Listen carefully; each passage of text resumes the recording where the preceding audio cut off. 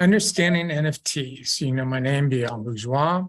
I am an award-winning author, award-winning speaker, author advocate, a trailblazer. I'm creator of the Authors Marketing International Group, the Texas Authors Institute of History, B4.store, a bookstore, and a couple other nonprofits and stuff. So currently I'm one of the trailblazers for the NFT marketplace for authors, helping them better understand and how to use it. So what we're going to cover are three aspects of an NFT. Of course, the main part being what is the blockchain, what is cryptocurrency, and what is NFT. So let's start with the blockchain. Now, blockchain is a distributed database or ledger that is shared among the nodes of various computer network. As a database, a blockchain stores information electronically in digital format. And give me just a second here. And blockchains are best known for their crucial role in cryptocurrency systems such as Bitcoin, which is one of the major ones, for maintaining a secure and decentralized record of transactions. The innovation of a blockchain is that it guarantees the fidelity and security of a record of data and generates trust without the need for a trusted third party. An example of that would be you have cash.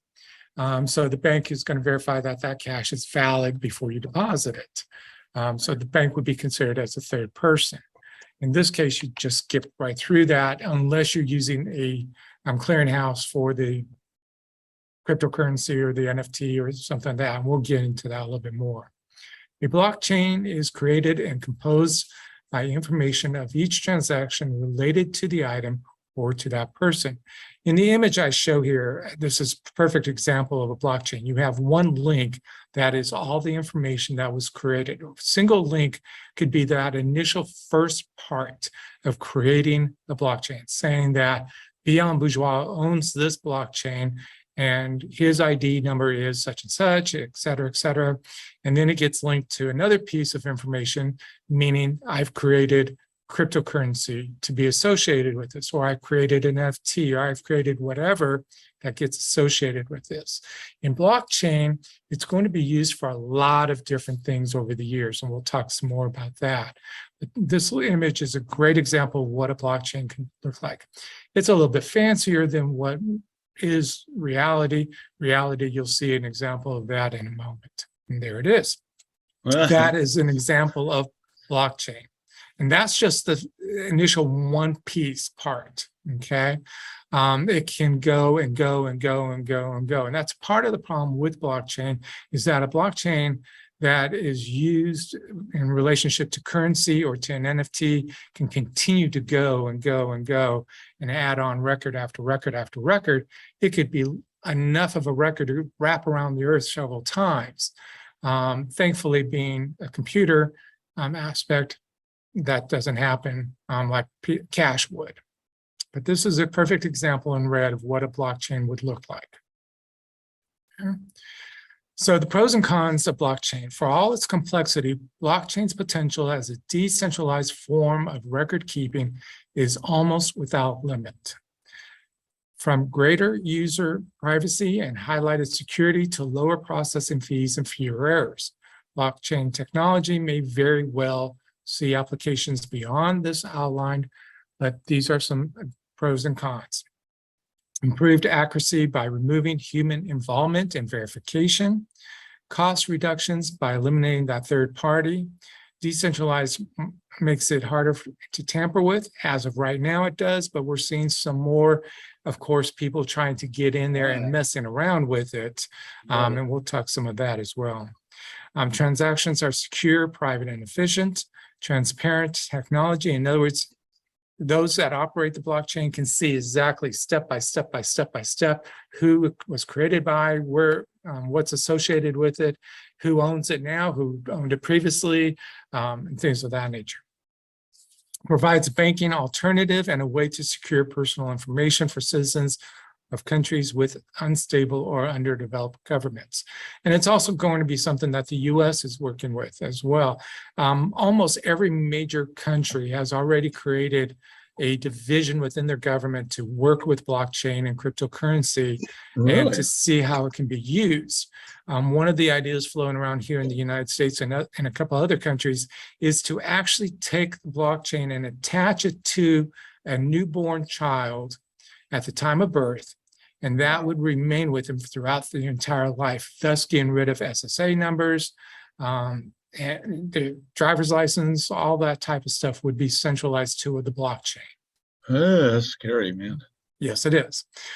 Some of the cons: insignificant technology costs associated with mining Bitcoin, which can be very expensive, low transactions per second, history of use in illicit activities, where it really has gotten a lot of use over the when it first came out, such as the dark web, transferring of money for drug lords, or government dictators stealing money and putting it into Bitcoin so it can't be transferred or found through the usual banking systems and stuff like that. And data statute limitations. I mentioned earlier that blockchain could become very huge. Well, yeah, a supercomputer could actually have one blockchain in it, just because of all the information that ultimately gets added into it, and nothing else other than that one blockchain. But that's something they're working through, trying to figure out how to minimize it and make it easier to work with. All right, so this brings us to cryptocurrency and what it is. Now, cryptocurrency is that blockchain. It is a digital or virtual currency that is secured by cryptography, which makes it nearly impossible to counterfeit or double spend. Many cryptocurrencies are decentralized networks based on blockchain technology, a distributed ledger enforced by a disparate network of computers. A defining feature of cryptocurrency is that they are generally not issued by a central authority, rendering them theoretically immune to government interference or manipulation. As of right now, that's very accurate. To help better understand a blockchain, sorry about that. Think of walking around with an old ledger that you would write in all your information, how much money you earned, what you paid out, and stuff like that. That is now all digital. So the cryptocurrency is now that currency that you would list on that ledger. Okay, there are several different types. The top ones are Bitcoin and Ethereum, and I'll show you some of the others as we go through it. When it is created, in the previous slide, we mentioned the fact of the cost of developing cryptocurrency, Bitcoin, that nature. Currently, the average price to get a Bitcoin, the surcharge is $100 just to develop that one Bitcoin for the person to buy. It doesn't matter if it's a 2-cent Bitcoin or $2,000 Bitcoin. To develop it, currently a lot of systems are charging $100 because it uses so much energy, electronic energy. And there are now new systems out there that are using renewable resource so that that cost is dropped down to pennies or even free, as one of them is that we use.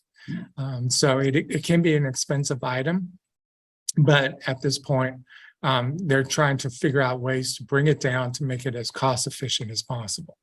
Okay. All right. So key takeaways. Cryptocurrency is a form of digital asset based on a network that is distributed across a large number of computers. This decentralized structure allows them to exist outside the control of governments and central authorities. And that is still accurate. Their governments are trying to figure out how to regulate it better.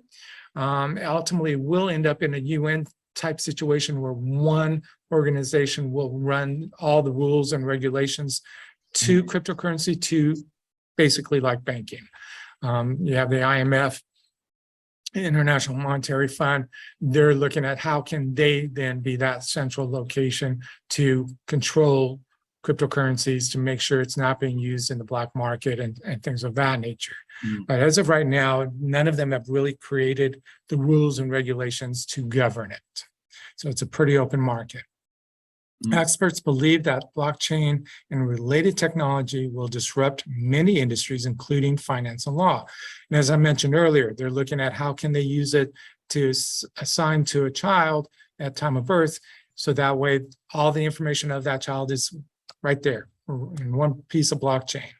They're looking at, of course, the metaverse and how to use cryptocurrency and the blockchain with that. And we'll talk more about that down the road. The advantages of cryptocurrencies include cheaper and faster money transfers and decentralized systems that do not collapse at a single point of failure. So example, like if you're trading stock, okay, the stock system is built so that if it hits a certain low point, it will automatically shut off. Cryptocurrency, no matter what it hits, currently doesn't shut off at all. So at the beginning of the year, for example, Bitcoin was valued at $6,000 for a single coin, okay? It is now more like about $4,000, $3,000 range. It had actually dropped down to $3,000 a couple months ago. Like back in the early 2000s with the tech boom, the bubble popped, and so everything crashed. Well, that's kind of what has been going on with cryptocurrency. It was really regulated pretty high. There's nothing super solid to back it. So the bubble popped and values dropped. So anyone who had a cryptocurrency at the beginning of the year valued at 6,000 or 60,000 has dropped down dramatically and lost a lot of money. So it's working its way back up through the system and becoming more valuable bit by bit, but it has been tied into the stock market. So if you're seeing the stock market go up, cryptocurrency is going up. You see it go down, it goes down. So a lot of companies had invested into stock to tie in their security. So that's why you're seeing the fluctuation in that respect. Okay. So some of the top, let me get back to the slideshow here. 1 second. Of course, my mouse does not want to work. There we go. Oops. So some of the top 10 cryptocurrencies, as I mentioned, Bitcoin being one of the major ones. Ethereum is the second major one that is used mostly for NFTs. Then you have Tether, US dollar coin, Finance coin, XRP, Guardian, Solana. The only other one I'm aware of, which is on the bottom of the list here, is Doge coin. That is tied in with Elon Musk. He created it to be tied in with Tesla. So that one has gone real crazy over the years and stuff. But those are the top 10 as of this year, as of this month, and that will constantly change and stuff. There's well over, I think the count was close to 250 types of cryptocurrency out there. And again, ranging from like a few pennies worth of value all the way up to $30,000. All right, so what is an NFT? NFT stands for non-fungible tokens. And this is a little confusing, so bear with me while I try to read this. I'm going to move my little visual. NFTs are also built on blockchain, but instead are used to guarantee ownership of an asset. Think of it like a certificate such as an auto or real estate title. You can also think of it as stock, okay? And I think I'll be using stock as a reference because a lot more people are familiar with how it bounces up and down and works and stuff. Stating that the legal owner of a car or a home accept that an NFT is proof of ownership in digital form. Most NFTs are based on the Ethereum, which I mentioned a minute ago, blockchain network, and the cryptocurrency. An NFT is a unique digital asset that is not directly replaceable with another digital asset. For example, a fungible token would be the example of $2 bills. I hold $1 bill and somebody else holds another dollar bill. A dollar bill, for all practical purposes, is exactly the same, even though it may be done in different years, printed in different years. It's still exactly the same. It still has the exact same stuff on it with slight alteration. If I were to give that person a dollar bill and he gives me that dollar bill, a tangible token has been exchanged, in meaning it's the exact same thing. Nothing's changed, okay? Real estate is more of a fungible token because while you might purchase land, the size of the land may be different, the house may be different, it may be styled differently. So it may not be exactly the same, most likely isn't exactly the same, especially on the same block. Okay. Mhm. If you purchase a car that is a Dodge Ram, white, has everything exactly the same as the person next to you has a Dodge Ram that's white and everything, that would be considered a tangible token, fungible token, excuse me.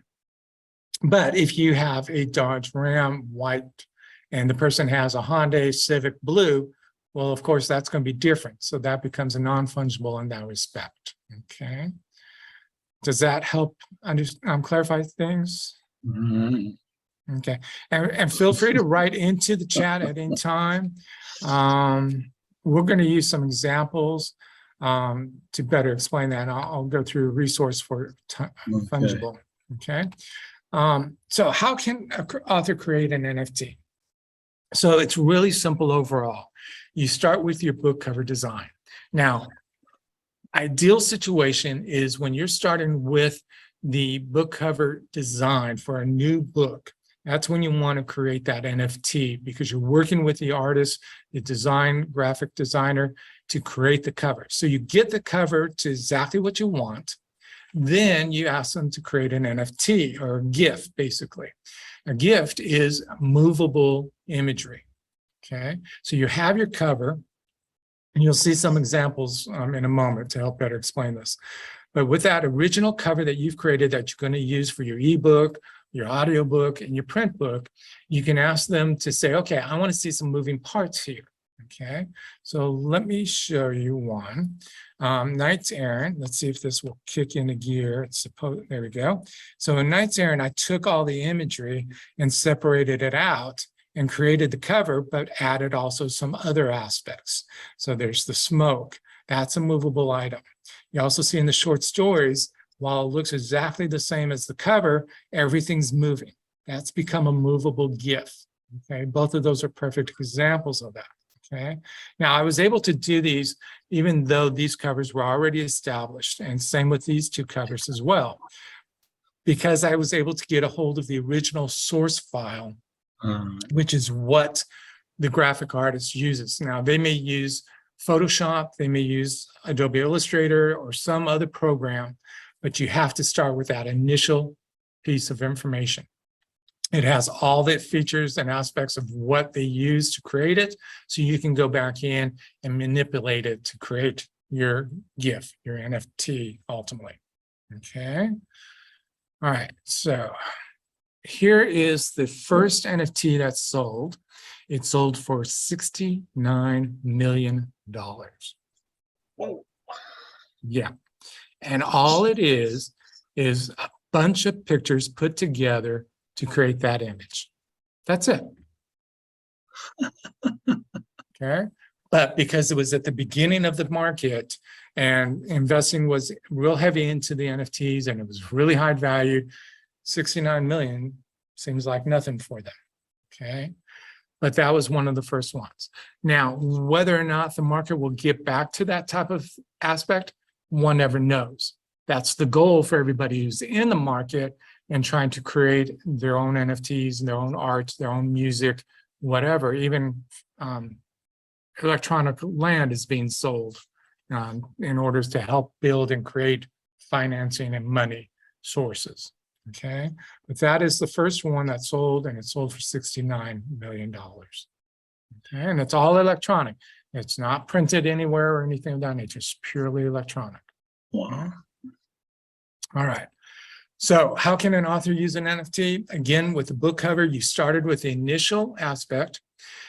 So you could use that to create an NFT, which again is a movable pieces, kind of like a video and or art illustration, animated feature, anything that moves that is art related. Okay. And you can also then create your characters. Okay. In that one imagery, let me go back to it. Oops. For Knights Errant, you could use any one of those people, okay, that you've created in your mind as to what they look like. You can have an artist create that image and then actually have moving parts to that as a way of creating an NFT, okay? So that could be a fundraiser aspect. let's see, Meryl, you're on the phone and you have a book that has food in it. So there's absolutely no reason why you couldn't have that food have orders and the image of steam coming off of a hot plate of food, or the wine swishing around in a glass or something. Okay. I can see that. Yeah. So those are things that could easily become NFTs as long as they're digital aspects. Okay. I recommend, and we're going to touch base on this a little bit more in a moment, but one of the things that's coming up the marketplace is resellable ebooks and audiobooks. Okay. So you're all familiar pretty much with half price books and those type of stores that get the physical book and resell them. They make money off of it and stuff like that. Well, that's the intention of these resellable ebooks and audiobooks. The key, though, is that they're looking at making sure that an NFT is attached to it as well. Okay, so when somebody resells that NFT, it has that ebook built into it so that that person's getting both of them for whatever price they paid for. Okay. Let me go back to special and limited editions. Okay. So in the case that Knight's Errant, for example, okay, we created that NFT for the author and we attached an ebook to it as a secondary file, not as the main file. Okay. So it's being sold, I believe it was $24.95. I'll pull it up and let you see the website in a moment. But it allowed us then to be able to sell the NFT with an ebook as a package deal.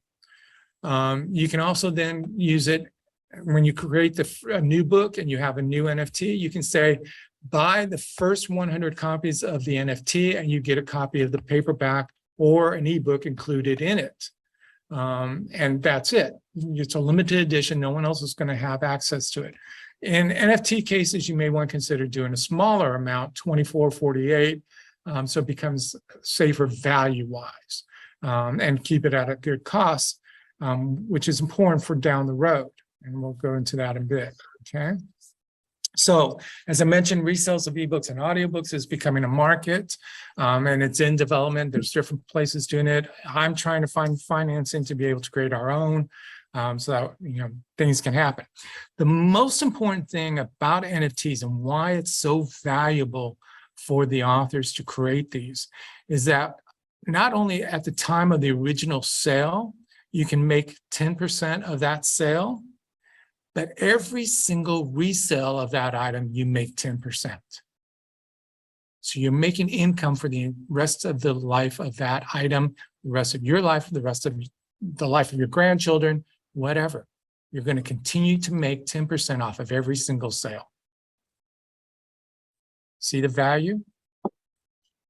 Mm-hmm. Okay. All right. Yeah. So pros and cons.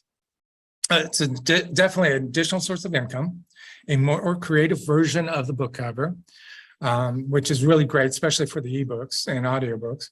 Add value to your pre-orders. As I mentioned earlier, you could have a limited edition saying, here it is. We're doing 100 copies, but you have to buy the NFT to get that autographed copy, whatever. Increase visibility for the author as well. It's another marketplace that you have information of who you are out there for people to learn about you. So it's just another marketing tool. The cons, this is a long-term income source. It's not going to be a quick get rich scheme or anything. This is a long-term thing you have to consider. Just like buying stock, okay? Even though the market may go down, you're told constantly, don't sell it. Stay in it for the long run. It's the same thing. You stay in it for the long run because it's going to go back up, which we've seen over the last 20 years easily. Okay. It's the same concept in that respect. It's for the long term. Low transactions per second. In other words, it's really quick. It's really super fast. I've sold one NFT that within less than a minute, I had the money in my account.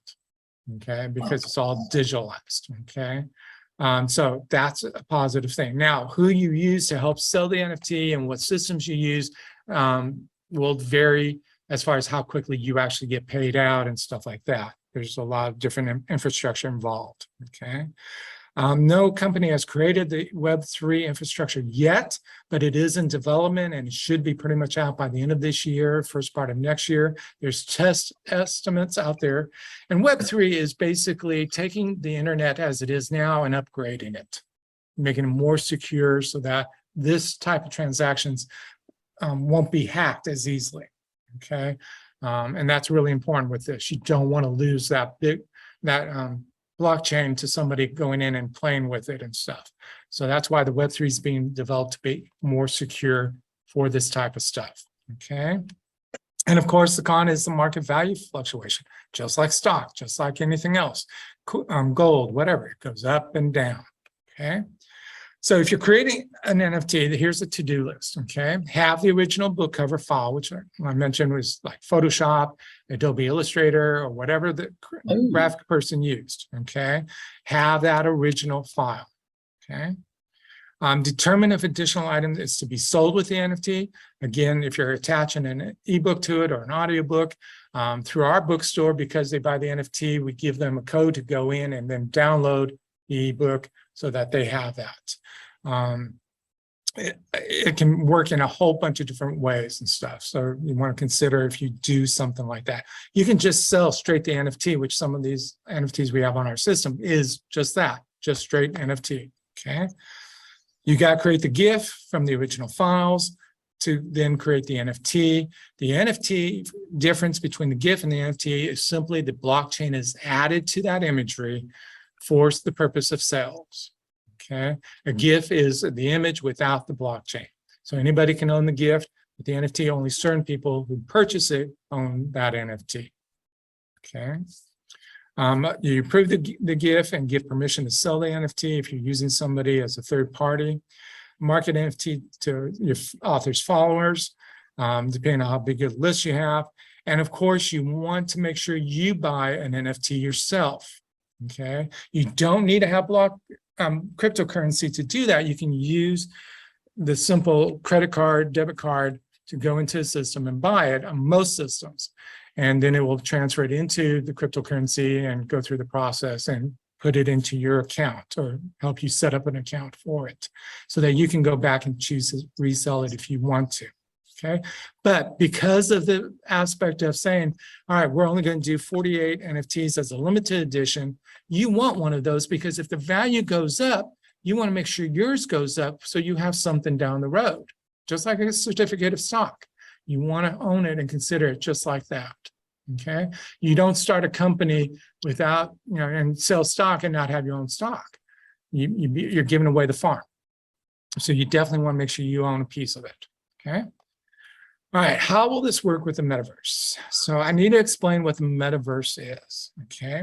In short, it's a collective virtual shared space. All right. This is all internet-based. Okay, the metaverse is a perfect fusion of physical, augmented, and virtual reality. Okay, and I'll explain that a little bit more. The metaverse is a public virtual world that may be accessed via the internet. It creates a virtual world experience by simulating human emotions and gestures. Okay, the metaverse encompasses the entire social and economic structure that exists in both the actual and virtual worlds. Avatars, content, and goods may all travel around freely. It's a living, breathing experience that never pauses or finishes like a game. Okay, so we're going to do a visual for you to get a better sense of this, okay? So if you can, close your eyes and follow along with me. Okay, so you've closed your eyes, and now imagine yourself in a bookstore. Barnes & Noble is a perfect example of a bookstore, okay? It can be a local bookstore, but we're going to use Barnes & Noble because it has a cafe in it, all right? So you see all the books on the shelves, and you walk into an area that you are familiar with. It might be just through the front door. Your favorite genre, perhaps. You can see all the titles showing on the face up, so you can see the covers, so you can see the spines, okay? Letting you see all the covers, the brightness of the covers, everything, just as if you were in the bookstore, okay? You don't know what you're actually looking for, no problem. just walk up to the kiosk that has a person standing there ready to help you. That person could be a cartoon character, could be an animal, could be almost anything that that person is chosen as a avatar, okay? And the avatar is the electronic format of what the person chose to look like. Mhm. You ask for a certain title. They then direct you to it, to where you can find it, or perhaps they reach under the counter and pull it out for you because it just happens to be magically under there waiting for you. Mhm. That's the ability of the electronic aspect. You ask and you shall receive. All right, you have what you want. Now you head over to the coffee shop to grab a drink and read a little from the book you just purchased or you just found. As you turn away from the counter with the drink in hand, you turn and see an author you like sitting at a table. There is no one with them, so you walk over to say hi. They invite you to sit down and you two have a nice little chat. Again, the avatar that the person could be using may look exactly like them, or maybe a character from the book that they love. It could be anything, but you're sitting there and you're having a chat just like you would, in a bookstore. Okay. Everything you just imagine in your head is what will happen in the metaverse. Okay. As an author, you will be able to sit there and talk with your fans, sign books, sell them, whatever. Okay. You use the NFT, the blockchain, and the cryptocurrency. It all comes into play because now you've got that book there, you've autographed the cover or you've autographed inside of it. They walk away with it. They've gone to the front counter, used cryptocurrency to buy it, and boom, it's done. Okay. When they take off their goggles, they're at home and they have on their system now the ebook and the NFT that they just purchased. Okay? Wow. I'm going to take this and move it to another location. Okay. Close your eyes and you imagine you're in a grocery store. You have a list and you're going up and down the aisles and you select, you just tap on an item and say, I want to buy this. Or you pick it up and you look at it. You're looking at the label to make sure the calories are okay, the protein's okay, or whatever, and you put it back down. Once you've gone through and you've tapped on everything you want, and make sure you have the amount that you want as well, you go up to the counter, you hand them the basket that has all these electronic images of what you wanted in there, and now they ring it up, you pay with cryptocurrency, you're done, you walk out the door, you take off your goggles. 5 minutes later, a physical store delivers those groceries to you. Wow.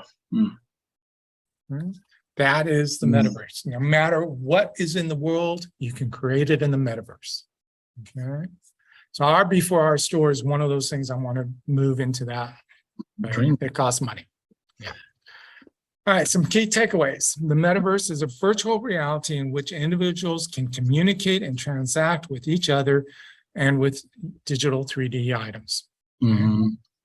It relates to collaborative virtual worlds where currency can be used to buy and sell land, buildings, avatars, and even identities.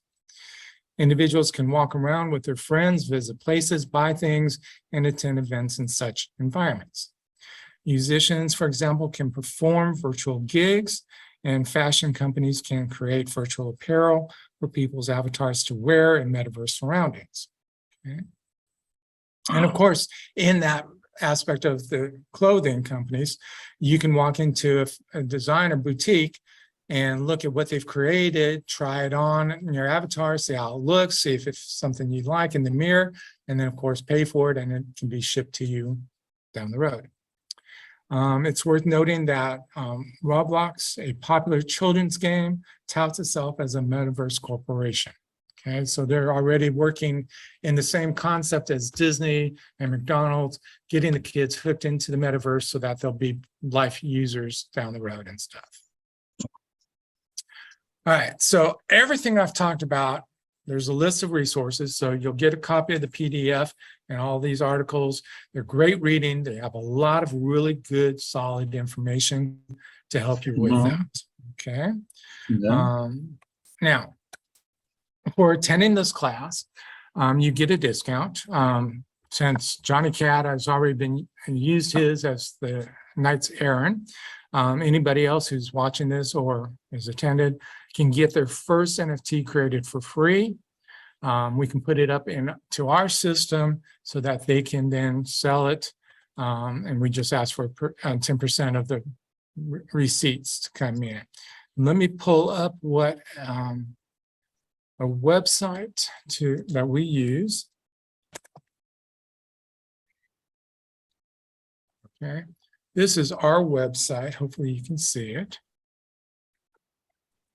Okay, because I'm on Zoom, it is not wanting to show too well. There we go. There's those imageries. So these are the current NFTs that we have created, and they're for sale and stuff. As you can see, we have 5 books, and then we have the image that we created for the indie author 2024 Year of the Indie Author logo. That is for sale to help us raise money and stuff. You can see the variety of different amounts, 150, 100, 100, 100. Those are the options chose. There's a couple more that we also created. So at any time, anybody can go in, purchase whatever the current price is. As you see, there's a set price, but they can, when they go in to actually buy it, whatever that set cryptocurrency is, will then equal to whatever the current value is in US dollars, and they will buy it. So, you know, at one time we set most of these at $24.95. Well, the actual cash value may be down, so they may get it for $18, or it may be up, and they may have to pay $34 for it. Okay. But whatever it is, you're either going to lose or make money at that given time. And after the cost of the transaction fee, which is a standard 2.5%, which covers the credit card usage, you get 10% of whatever's left over, and that is your profit minus our 10% that we get from your 10%. So you basically get 9% instead of 10. But that then, like I said, if they go down the road, 10 years down the road, a year down the road, whatever, and resell it, whatever the current value that they sell it at, and they may choose to sell it at a higher value or at the same value, you get 10% minus our 1%. So that continues to happen. Okay. Okay. All right. So Samantha left. Okay. So questions. Feel free to type into the chat, or I know somebody's on the phone, so you're welcome to chat on the phone. I think, Johnny, I've been hearing you bits and pieces. So feel free to ask questions. It sounds like the reality thing is it sounds like what the average is called dream time. Go in and you take care of your business and all of that. I love it. I've only experienced that thing once, and it was very amazing. So I would highly recommend it. You're talking about the metaverse? Yes. Yeah, it's definitely quite an experience. Yeah. It's almost as if you're a ghost walking around and interacting with people and whatever else is out there. So yeah, it's pretty amazing. Yeah. So for those introverts, especially, they could actually sit at home, not have to deal with people face to face, but be in the metaverse and talking with them, because it's just computer. And it's a certain comfort level that they can now have to be able to intermix with their fans. And for the expert, you still can do that as well. But it's definitely a way of getting to cities that you otherwise can't get, or to invite people from around the world to come visit you at a certain time, just like Zoom, but it's in the metaverse, so you get to have more conversation, more interaction, and also opportunities to sell whatever it is you're selling, because cryptocurrency is there, or they can use their credit card, in exchange. So those options increase your ability to be out there and be seen. And that's what's important for authors, is to increase your marketing opportunities. Right. Right. Meryl, you guys are quiet. You can unmute yourself if you have any questions, or I can unmute you. Well, I have more questions, by the way. Sure, Johnny, Quick go for ones. it. Yeah, the best place to buy these, of course, be B4, the books for B4R. That'd be the best. It'd be open source or Yes. OpenSea.io, and then our particular landing page. Okay. And if I want to sell personally, how would I sell my own personal? Okay, so when you actually go in there and purchase an item, it will ask you to create an account with them. And when you create that account, then that NFT is attached to that account. And everybody who goes to your page now will see what you have, and then you can put it up there and sell it. And you just have to click on a few icons basically saying, I want to sell this NFT now. Or you can just show that you own it in your portfolio, basically, just like our portfolio. Let me see if I can pull it back up for you. Yeah, this would be considered our portfolio, and this shows how many we have and how many are available for sale and stuff. Right. Your page would look basically the exact same way. Okay. And to be able to track the progress of this NFT, is there a central place I can go to track it? So you're talking about the one you purchase? Yeah. If I purchase some. Right. So when you're on your particular NFT, and in this case, because we're on our thing, okay, this is all the information. You're able to see the computer, correct? Right. Okay. So this is all the information that shows, okay? It shows you any activity, okay? It gives you the option to resell it. You can sell it for in a 1 month period as a bid. So whoever comes in at the highest bid buys it, or you can say it as set amount. You can do 1 month, 3 months, or 6 months. 6 months is the cap at this time. Right. You can see then, what the dollar values are, okay? $36.20. We originally created it at $24.95, but because the value has gone up in the cryptocurrency, your item has gone up in value too. So you're going to make more money once somebody buys it. So how do you cash in on that difference? Okay. The difference is automatic. So even though we originally listed it for $24.95, the cryptocurrency is 0.0221 Ethereum, which is a coin we're using. Okay. It's not a full coin, it's a partial coin. That established that original $24.95. So initially, that's what we set it at. But because of that Ethereum increasing in value, the price automatically went up. So when someone buys it, you're automatically given that 10% of 36.20. So actually, let me be technically correct here so that I don't mislead anybody. So it sells at $36.20 minus the 0.025 percentage of the cost, which is 90 cents. Actually be 91 cents. So now it's 36.20 minus 91. The balance then is $35.29 going to our account. We then take our 10% of that, which would be $3.53. You get the balance of that, which is $32. So you've already made an $8 profit off the original sale. And then when that person resells it, same thing applies. Okay. And what about a reporting mechanism that tracks that and then gives you periodic reports about your sales from bar4 or however that works? Right. B4R will create that at the time of sale.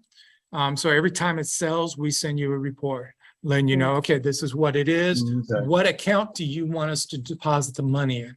Now, because it takes approximately 24 hours for us to transfer from the Bitcoin into cash, we have to have that 24-hour business day time period. And once we get it deposited into our cash account, which is PayPal, we then send it to whoever the author is. Okay. Or we can send them a check or however they want to get paid. Okay. Or we can send it to their crypto account if that's what they want.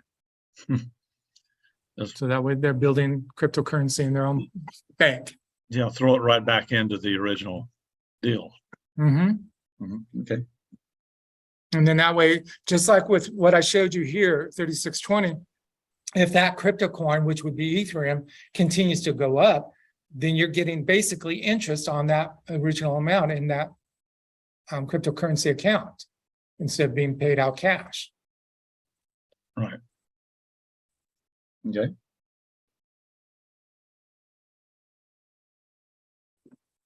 Did that help, Meryl? I wasn't Yes, sure. thank you.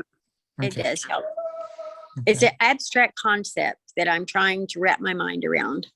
Yes. Unfortunately, that will remain for a while until you actually get into it and it starts happening. Definitely. But, just like with anything else, it has to be marketed. It has to be put out there that, hey, this is available. This is a part of what we're doing now. Like I said, if you do it as a limited edition for a new book, then you can say, hey, you pre-order at $24.95, you get this NFT and a copy of the paperback. Or to make sure you cover your expenses on both aspects, you can say for $49.95, you get an NFT and the paperback, autographed, sent to you directly. So it becomes that pre-order only, so many are being done. It's a limited edition. Those diehard fans of yours are going and want that type of thing. And it's, it's still an educational process because NFTs are still new to everybody. A lot of people saw that $69 million sale and immediately jumped in on it without really understanding it, which I'm guilty of too. But I learned from going through all this process and stuff. It's like, this is a great opportunity for authors to make more money down the road. So, Thank you Sure. for taking the time to put this together and educate us. It's very helpful.